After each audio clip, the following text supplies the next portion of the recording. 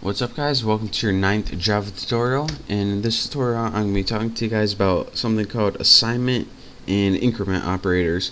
Now these are neat little tricks to have when you're working with Java.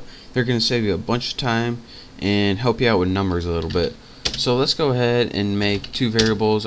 Make one called tuna and set that equal to 5, might as well. And make another one called bass in case we need it. I don't know if we are, but set it equal to 18. Now, what the increment variable does is allows you to add 1 very quickly to the variable, and you can do this by pressing ++ and then the name of the variable.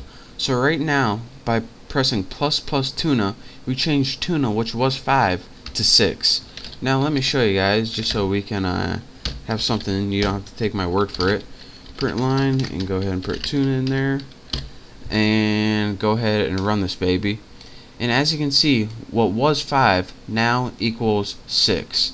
So that's how you can use ++ to quickly change a variable's value by adding 1. Now another thing that you can do is, instead of putting it in separate, you can throw this right into the system print line method, and as you can see, you still get 6.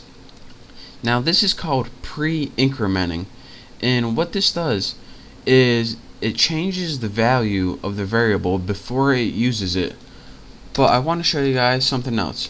Whenever you use post-incrementing, what this is going to do is it's going to use this variable as 5, and then it's going to change it to 6. So let me go ahead and press OK, and as you can see, once we do this, it gets 5 and not 6. So what this did is it changed the variable, but it didn't do it until after it already used it. So if we were to print it out again, it would get 6. So let's go ahead and do that. Save me some time by copying this baby. Where you at? Paste. There you are. So now that, here's what's going to happen. This is going to change the variable to 6, but it's not going to do it until after it already outputs it as 5. And now once it's 6, it's going to show 6 right here. So let me show that. And as you can see, 5, and then it changed it to 6, and then we just outputted the regular variable. And this doesn't only work with addition. You can also use this with subtraction by pressing minus. You can change it by subtracting 1 and getting 4. And let's see what else there is. What else is there? You can also do something else, and this is called an assignment operator. So now we can know how to use the increment operator using 2 plus signs and also using 2 minus signs to subtract 1. You can also use the assignment operator, let me get some space right here, to do it if you want to do more than 1.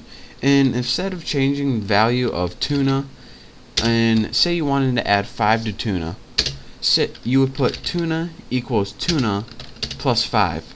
And what this would do is take that number 5, add 5 to it, and give you the value of 10, which I will show you right here. 10. Now this is a pretty simple way. It takes the new variable and sets it equal to the value of the old variable plus the new number. But there's an easier way you can do this. What you can do, instead of tuna equals tuna plus 5, you can do tuna plus equals, let's get a new number, 8. And what this does is take the new variable you want to use, tuna, and just add 8 to it. So it's a lot easier way than typing all that. So now we should get the number 13, and we do, just like that. So that's called, I think it's called assignment operator, but I'm not exactly sure. It's how you can use plus equals to add this number to the old variable to get a brand new variable. And also, just like anything else, you can use this with subtraction to subtract 8 from it, even with multiplication to multiply 8. And if you do this, you should get the number 40, and you do. So that's how you can use basic increment operators to increment 1 very quickly using plus and minus for subtraction, and also assignment operators so you can assign a value to a new variable very quickly without having to press tuna equals tuna times 8 or something like that. So those are just some nice little shortcuts that you can use. So get familiar with them, because if you do, it's going to save you a bunch of time and if you don't, then you're gonna waste a bunch of time. So thank you guys for watching my Java tutorial. Make sure to subscribe to my channel, and again, thank you for watching, and I'll see you next time.